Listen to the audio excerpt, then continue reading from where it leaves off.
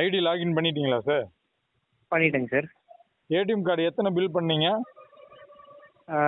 Sir ஒரு second sir, 10 நம்பருங்க. 10 number bill பண்ணீங்களா? Passbook எதுவும் பில் பண்ணீங்களா? ஒன்லி ஏடிஎம் கார்டு மட்டும் தானே? சார் அது ஏடிஎம் மட்டும் தாங்க சார் அது கேட்டுச்சு. Okay okay. இல்லை, பாஸ்புக்கும் ஒரு 5 பாஸ்புக் மட்டும் பில் பண்ணி இதே மாதிரி வாங்கி கையில் வச்சுக்கோங்க. சரிங்க சார்.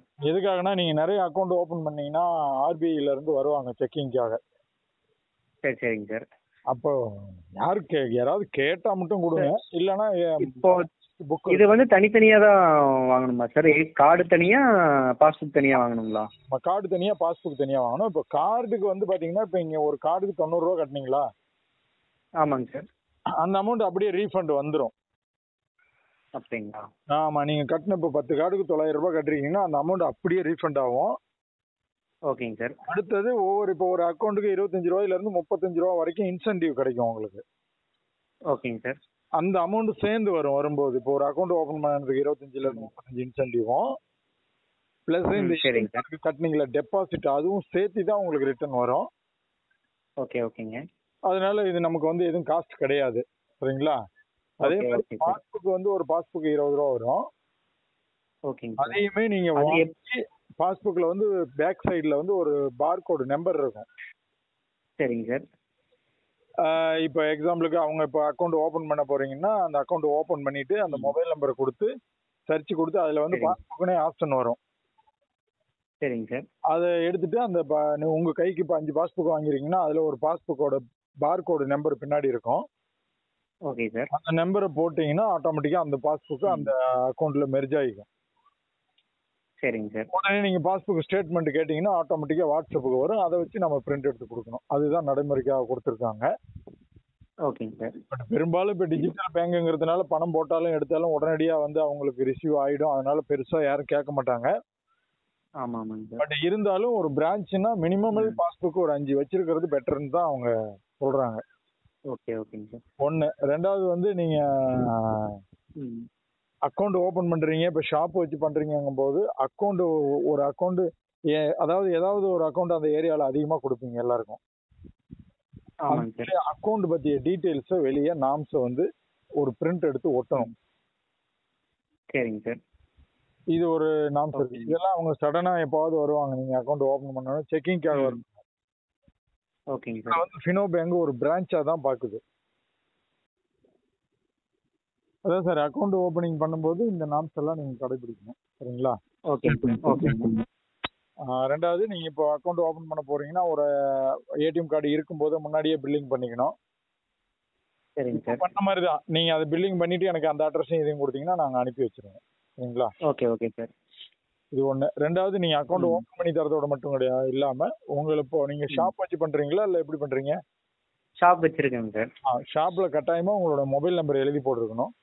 கஸ்டமர் கொடுக்க அதுக்கு தான் அந்த பாஸ்புக் கொடுக்க சொல்றாங்க. கஸ்டமருக்கு பாஸ்புக் கொடுக்கும்போது அதுல வந்து அந்த மொபைல் நம்பர் போட்டு கொடுக்கணும்.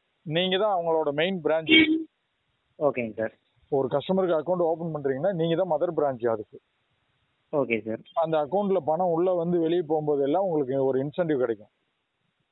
ஓகே ஓகேங்க சார். போது அவங்களுக்கான சர்வீஸும் நீங்க கொடுக்கணுங்கிறதுனால மொபைல் நம்பர் கட்டாயமா எழுதி போடணும் வெளியே. Okay sir. நல்லா பினோவுக்கான போர்டு நல்லா நீட்டா வச்சிருக்கணும். அடுத்து ஏதாவது சர்வீஸ்க்கு இப்போ கஸ்டமர் கூப்பிட்டாங்க அப்படின்னா அவங்களுக்கு இப்போ ஏதாவது தெரியல, இப்போ நீங்க ஏடிஎம் கார்டு கொடுக்குறீங்க, அவங்களால ஜிபே போன்பேல ஆட் பண்ண முடியல, பணம் யூபிஐல அனுப்ப முடியல, இந்த மாதிரி கம்ப்ளைண்ட் வரும்போது நீங்க வந்து அவங்களுக்கு சப்போர்ட் பண்ணணும். Okay sir. அதுக்கு 2 சப்போர்ட் பண்ணி கொடுக்கணும். உங்களுக்கு தனியா கஸ்டமர் கேர் இருக்கு, அவங்களுக்கும் தனியா கஸ்டமர் கேர் இருக்கு. எப்படிங்க சார்? கஸ்டமர் கேர் 2 இருக்கு, உங்களுக்கும் இருக்கு அவங்களுக்கும் இருக்கு. கஸ்டமர் அக்கௌண்ட் இருக்கு தனியா. ஓகேங்க. என்னதான் இருந்தாலும் அக்கௌண்ட் ஹோல்டர் பிரான்ச்சுக்கு தான் வந்து நிப்பாங்க. ஆமாங்க சார். அது கொஞ்ச நாள் ஆனா ஏதாவது கம்ப்ளைண்ட் இருந்துச்சுன்னா இந்த கம்ப்ளைண்ட் இதனால தான் வந்திருக்கும்னு கிளியர் பண்ணிடுவீங்க. இது அக்கௌண்ட்ல மேக்ஸிமம் பெரிய கம்ப்ளைண்ட் எதுவுமே வராது. என்னன்னா நீங்க அக்கௌண்ட் ஓபன் பண்ணும்போது பேன் கார்டு கொடுக்காம ஆதார் கார்டு மட்டும் கொடுத்து அக்கௌண்ட் ஓபன் பண்ணீங்கன்னு வச்சுக்கோங்களேன், பண்ணலாம். பேன் கார்டு இல்லாம ஆதார் கார்டு வச்சு பண்ணலாம், சரிங்களா? ஒருவேளை அப்படி பண்றீங்கன்னா ஒரு லிமிட்டுக்கு மேல டிரான்சாக்ஷன் நடக்கும்போது ஒர்க் ஆகாது அக்கௌண்ட். ஓகேங்க. ஆதார் மட்டும் வச்சு பண்ணோம்னா லிமிட்டான டிரான்சாக்ஷன் தான் பண்ண முடியும். 50,000 அவ்வளவுதான். அதுக்கு மேல போகும்போது ஆட்டோமேட்டிக்கா பேன் கார்டு கேட்கும். அப்ப என்ன பண்ணணும்னா ஒர்க் ஆகாது.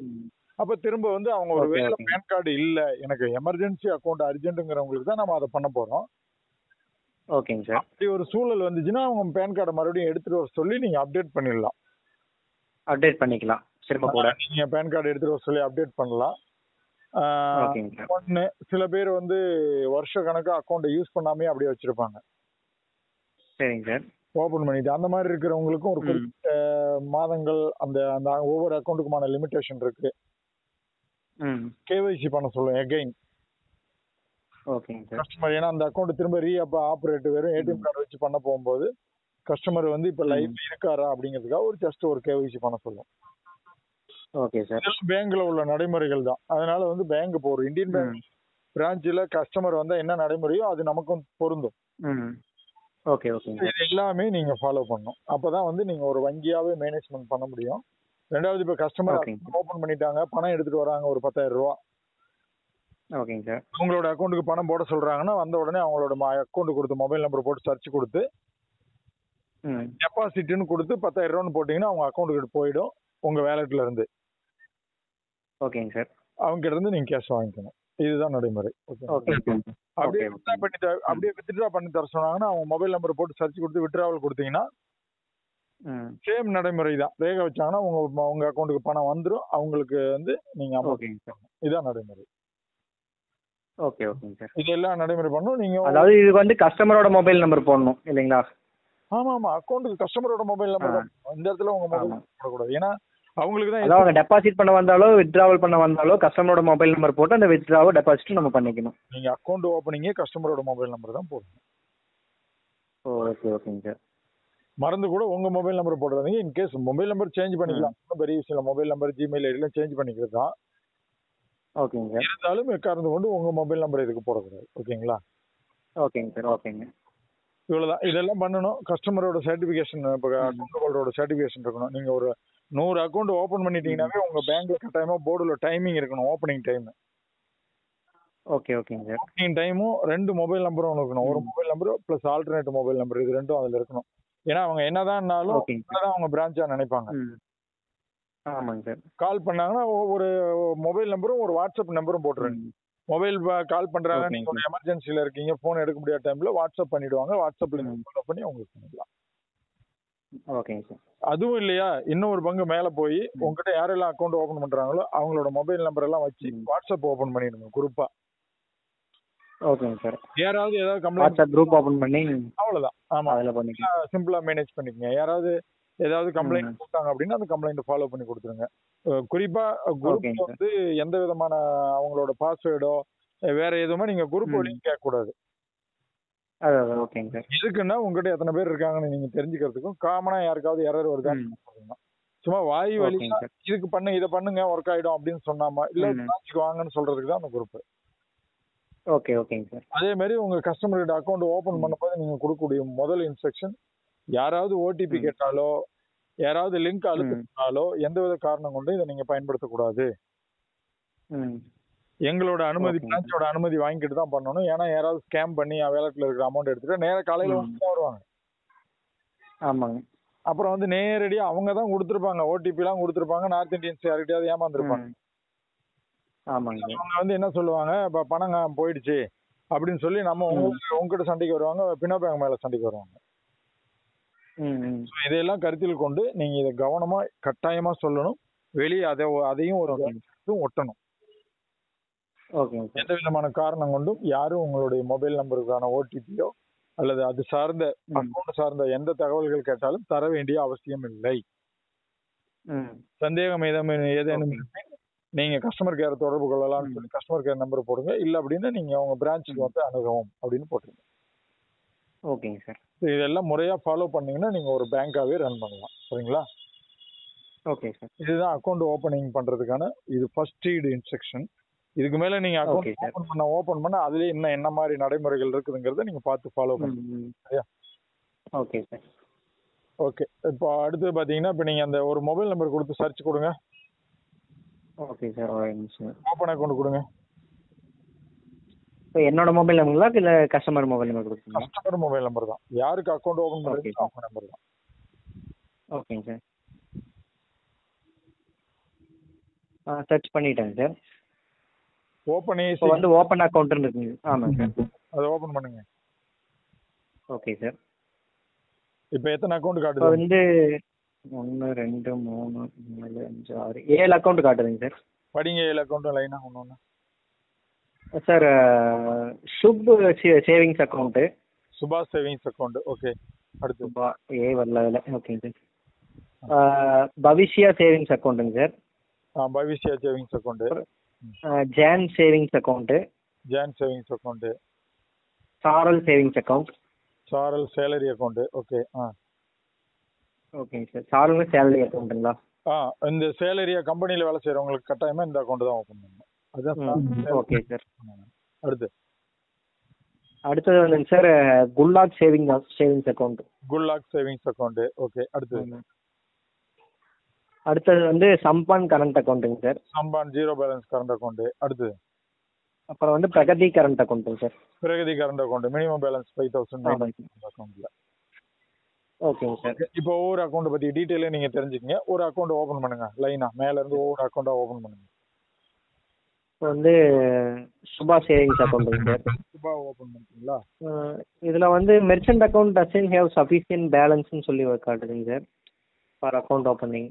ஆமா, அது என்னன்னா அந்த இப்போ ஒவ்வொரு அக்கௌண்ட்டும் ஓபன் பண்றதுக்கு ஒரு சர்வீஸ் சார்ஜ் இருக்கு. ஓகேங்க சார்.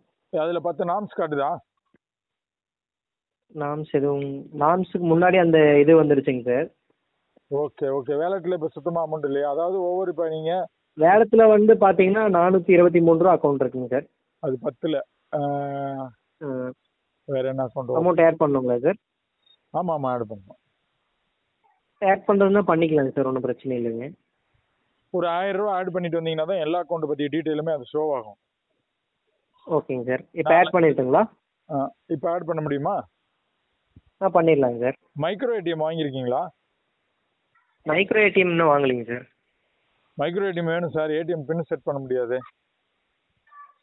அப்படிங்களா? ஆமா, ஏடிஎம் பின் செட் பண்ண. இப்போ எந்த பேங்க்ல ஏடிஎம் கார்டு வாங்குறோமோ அந்த பேங்க் ஏடிஎம்ல தான் போட்டு ஃபர்ஸ்ட் டைம் பின் செட் பண்ணுவோம் இல்லையா? ஆமாங்க சார். அதனால கஸ்டமர் பின் செட் பண்றதுக்கு நம்ம பேங்க்ல தான் பண்ணணும். நீங்கள் ஃபர்ஸ்ட் டைம் கேட்டப்போ நீங்கள் இது வச்சே நம்ம பண்ணிக்கலாம், ஆதார் ஃபிங்கர் பிரிண்ட் இருந்தாலே அதிலே பண்ணிக்கலாம் நீங்கள் சொல்லியிருந்தீங்க சார். அதனால தான் நம்ம அக்கௌண்ட் ஓப்பனிங்க்கு தான் ஏடிஎம் கார்டு பின் செட் பண்றதுங்கிறது தனி தானே. இப்போ நீங்க அக்கௌண்ட் ஓப்பன் பண்ணி தாராளமா நீங்க இதை வச்சு பண்ணிக்கலாம். சரிங்க சார். ஃபிங்கர் பிரிண்ட் மிஷினே போதுமே, அதெல்லாம் அக்கௌண்ட் ஓப்பனிங்க்குலாம் வேற ஒன்றும் தேவையில்லாம் இல்லை. ஏடிஎம் கார்டு வந்து ஃபிங்கர் வச்சு செட் பண்ண முடியாது. அந்த கார்டு மிஷின்ல இன்சர்ட் பண்ணிட்டு அவங்க வந்து அவங்களே அந்த மிஷின்ல பின்னை வந்து டச் பண்ண உடனே அவங்களுக்கு மெசேஜ் போயிடும் பின் நம்பர். ஓகேங்க சார். அதை வச்சு அவங்க அந்த ஏடிஎம் கார்டை வச்சு வேற இதுல பணம் அனுப்புறது போடுறது எல்லாம் பண்ணிப்பாங்க. மறுபடியும் அவங்க அது வந்து ஓன் பிரான்ச்சோட இதுல தான் பண்ண முடியும் இல்லைங்களா, கார்டு ஆக்டிவேட் பண்றதுக்கு. அதுதான் ஆர்பிஐ நாம்ஸ். அது முன்னாடிலாம் அப்படி இல்லை. அவங்களே பினோபே ஆப் வச்சு பண்ணிக்கிட்டு தான் இருந்தாங்க.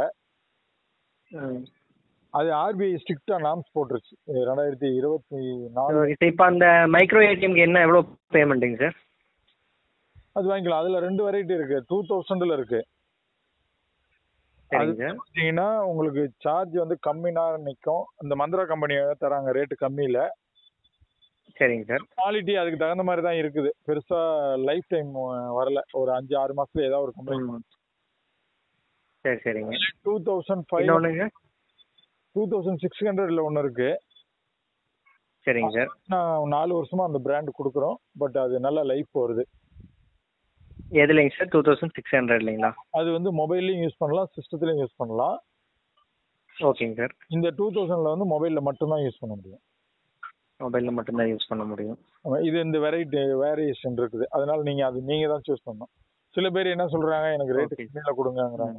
நம்ம அவங்க கிட்ட என்னதான் இந்த குவாலிட்டி பத்தி எடுத்து சொன்னாலும் அவங்களுக்கு அது விளக்கம் புரியாததுனால நான் ரெண்டையுமே சொல்லிடுறது.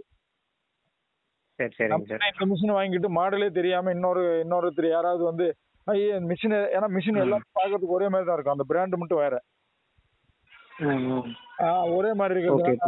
இந்த மிஷின் 2000 தான் ஒண்ணு. என்ன சார் நீங்க ரேட் சேர்த்து வாங்கிட்டீங்களா அப்படின்னு ஒரு வேலை சொல்றதுனால தான் நான் அந்த விளக்கத்தை உங்களுக்கு சொல்றேன். ஓகே ஓகேங்க சார். இது அது சரிங்க சார். இப்போ பாத்துக்கலாம். அது வாங்கிக்கலாங்க சார். இப்போ ஒன்றும் பிரச்சனை இல்லை. நீங்க அது கூட வாங்கிக்கலாம்.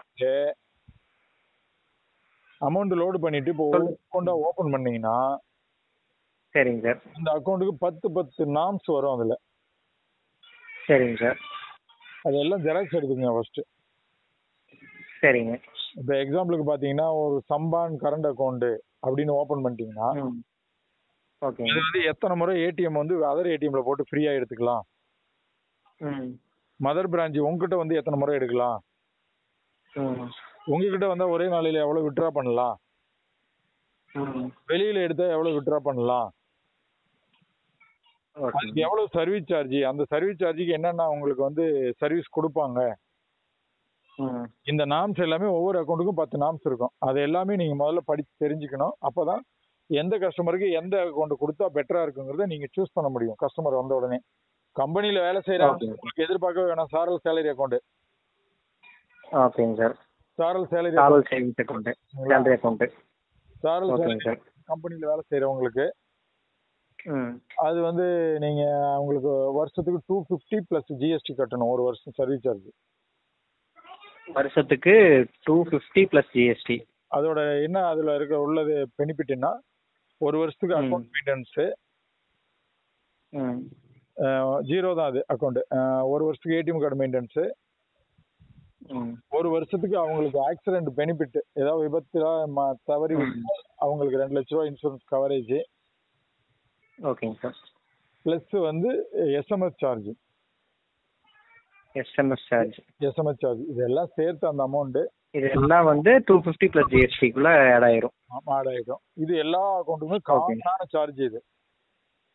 ஓகேங்க சார். ஸ்பெசிஃபிக்கா கரண்ட் அக்கௌண்ட்டுக்கு போகும்போது அமௌண்ட் கொஞ்சம் கூட வரும். சரிங்களா? ஓகேங்க சார். இவ்வளவுதான் இதோட காமன் நாம்ஸ். இவ்வளவுதான் எல்லா அக்கௌண்ட்டுக்கும் உள்ள காமன் நாம்ஸ் இதுதான்.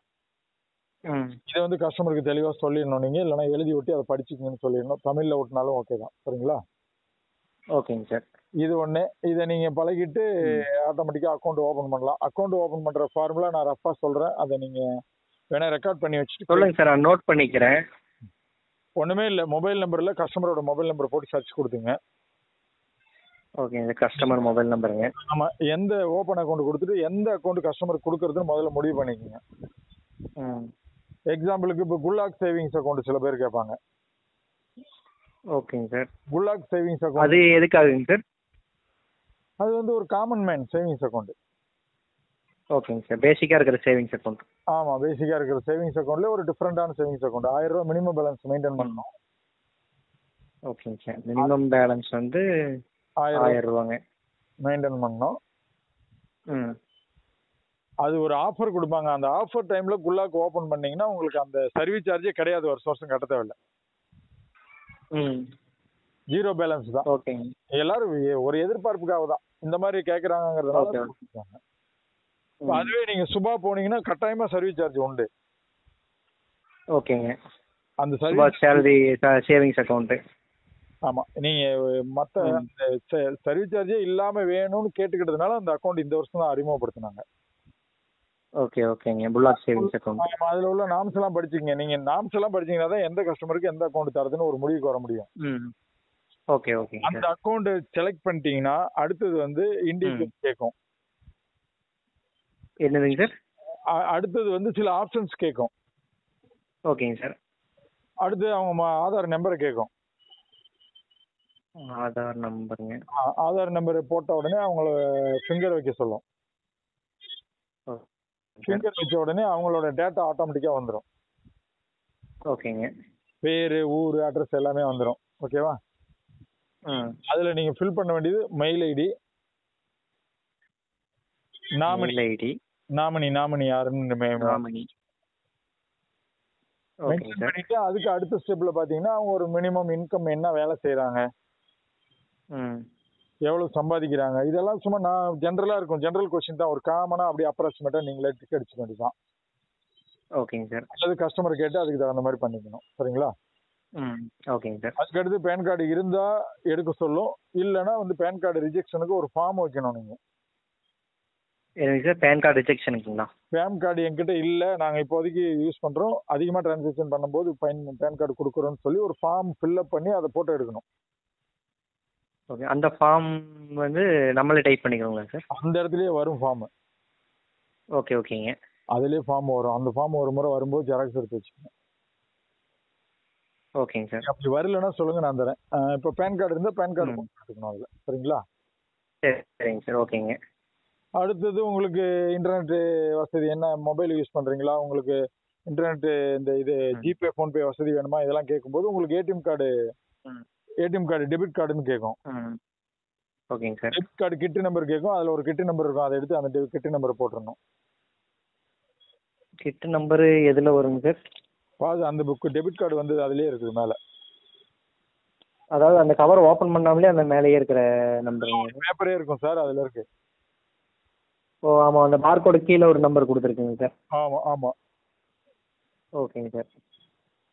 அதில் ஏடிஎம் கார்டு கொடுக்கும்போது காம்போ கிட்டா இது ரூபேவான்னு இருக்கும். அதில் என்ன ரூபே பிளாட்டினமான்னு பார்த்து அதை செலக்ட் பண்ணணும் அதில்.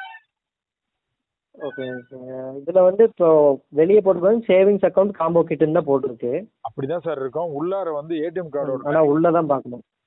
பிளாட்டினம் பிளாட்டினம் ரூபேவா மாஸ்டர் கார்டான்னு கேட்கும். ஓகே ஓகேங்க சார். அதை நீங்கள் அது விசா கார்டா மாஸ்டர் கார்டா பிளாட்டினம் கார்டா அந்த மாதிரி. ஓகேங்க சார். செலக்ட் பண்ணிக்கிட்டு நெக்ஸ்ட் கொடுத்தீங்கன்னா கஸ்டமர் ஃபிங்கர் வைக்க சொல்லும் மறுபடியும். ஓகேங்க சார். அவருக்கோட அக்கௌண்ட் நம்பரு, கஸ்டமர் ஐடி இதெல்லாம் ஓப்பன் ஆகும். ஓகேங்க சார். அக்கௌண்ட் நம்பரு கடைசியாக ஒரு ஃபோட்டோ வந்தது இல்லை? ஏங்க சார்? ஐடி போடும்போது கடைசியாக ஒரு ஃபோட்டோ வந்தது பாரு, ஃபோட்டோ போட்டு. ஆமாங்க சார். ஸ்க்ரீன்ஷாட் எடுத்து சாரி வேற ஒரு மொபைல்லேருந்து ஃபோட்டோ எடுத்தவங்களா? அதே மாதிரி கட்டாயமாக ஃபோட்டோ எடுத்து கஸ்டமர்கிட்ட கொடுத்துடணும். அதில் அக்கௌண்ட் நம்பரு ஐடி நம்பரு இதெல்லாம் டீட்டெயிலாக இருக்கும் அதில். ஓகேங்க சார். அதுக்கப்புறம் கஸ்டமர்கிட்ட ஏடிஎம் கார்டை கொடுத்துட்டீங்கன்னா அவர் பின்னை செட் பண்ணி கொடுத்தீங்கன்னா அவர் பினோ பேங்கிற அப்ளிகேஷன் இருக்கு. ஓகேங்க சார். இதில் பினோ பே. ஆமாம், அதை ஓப்பன் பண்ணி எல்லா பேங்குக்கும் இருக்கிற மாதிரி இந்தியன் பேங்க் இண்டு பே இருக்கிற மாதிரி நமக்கு பினோ பே இருக்கு.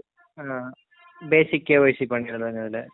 அதில் வந்து அவர் நிறைய பணம் அனுப்புறது இதெல்லாமே அதில் போய் பண்ணிக்கணும். அவர் நெட் பேங்கிங் இருக்கு. Okay okay okay. அப்புறம் வழக்கம் போல் ஜிபே ஃபோன்பேல அவர் யூபிஐல கனெக்ட் பண்ணிக்கலாம். ஓகேங்க சார். இவ்வளோதான் நடைமுறை. திரும்ப கஸ்டமர் வந்தாருன்னா அவரோட மொபைல் நம்பர் போட்டு சர்ச் கொடுத்தா டெபாசிட் பண்ணலாம், வித்ட்ரா பண்ணலாம். ஓகேங்களா? ஒருவேளை ஏடிஎம் கார்டு அவர் மிஸ் பண்ணி தொலைச்சிட்டாருன்னா அதே மாதிரி தான் மொபைல் நம்பர் கொடுத்து சர்ச் கொடுத்து ATM card new ATM card apply பண்ணுறேன். ஏடிஎம் கார்டு அப்ளை பண்ணி அந்த புதுசாக வர டெபிட் நம்பர் கேட்க அதை போட்டு படிச்சிங்கன்னா ஆக்டிவேட் ஆகிடும். பழைய கார்டை கேன்சல் பண்ணணும்ல சார்? இல்லை, அவர் மிஸ் பண்ணிட்டாருன்னா நீங்கள் பழைய கார்டு அந்த கேன்சல் பண்ணுறதுக்கு அவர் ஃபிங்கர் வைப்பார், வச்சாதான் அது கேன்சல் ஆகும். ஓ கேன்சல் ஆனால் தான் புது கார்டே போட முடியும். ஆமாம் ஆமாம், அவர் ஃபிங்கர் வைக்கணும். கார்டு தொலைஞ்சி வச்சாருன்னா கட் ஆகிடும். கட் ஆனதுக்கப்புறம் இது பண்ணிக்கலாம். இல்லைன்னா அவர் பினோபே ஆப்பில் போய் பிளாக் பண்ணணும் அந்த கார்டை. ஓ வழக்கமாக நம்ம பண்ணுற மாதிரி தான் சார். வழக்கமாக நம்ம இப்போ ஜிபே ஃபோன்பேயில் கார்டு தொலைஞ்சு போயிட்டா பண்ணுவோம்ல, ஆமாம் சார். அதே மாதிரி பிளாக் பண்ணிட்டாங்கன்னா பிளாக் ஆகிடும். அது கார்டு போட்டுக்கலாம். அவ்வளோதான் டீட்டெயில்ஸ். சரிங்களா? சரிங்க சார். அதே மாதிரி ஏடிஎம் பின் செட் பண்ண போகிறதுக்கு என்ன பண்ணணும்னா mobile number ID account open பண்ணி முடிச்சுட்டு மொபைல் நம்பர் கொடுத்து சர்ச் கொடுத்து சர்வீஸ் ரெக்வஸ்ட்னு இருக்கும் ஆப்ஷன். அதில் போனீங்கன்னா ஏடிஎம் பின் இருக்கும். அதை கொடுத்த உடனே ஏடிஎம் கார்டை வந்து ரைட் சைடு பார்த்த மாதிரி உங்கள் ஏடிஎம் மிஷினில் இன்சர்ட் பண்ணணும். ஓகேவா? இன்சர்ட் பண்ணிட்டு ஏடிஎம் பின்னு சொல்லி ஆன் பண்ணினீங்கன்னா அதில் வந்து அவருக்கு பிடிச்ச பின்னை போடணும் அந்த மிஷினில். அவர் ப்ரெஸ் பண்ணுவார். ப்ரெஸ் பண்ணி ஓகே கேட்கும். அவர் ஃபிங்கர் வச்சாருன்னா பின்னு செட் ஆகிடும். அதில் ஓகேங்க சார்.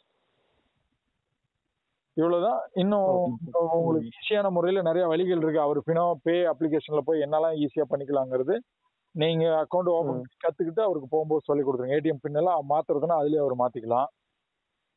ஓகேங்க சார். பேலன்ஸ் பார்க்கறது அது பேசிக்காக நம்ம ரெகுலராக பண்ணுற மாதிரி ஜிபேல ஃபோன் மேலே செட் பண்ணுற மாதிரி பண்ணுறதுங்க. அது மாதிரி அவர் பண்ணிக்கலாம்.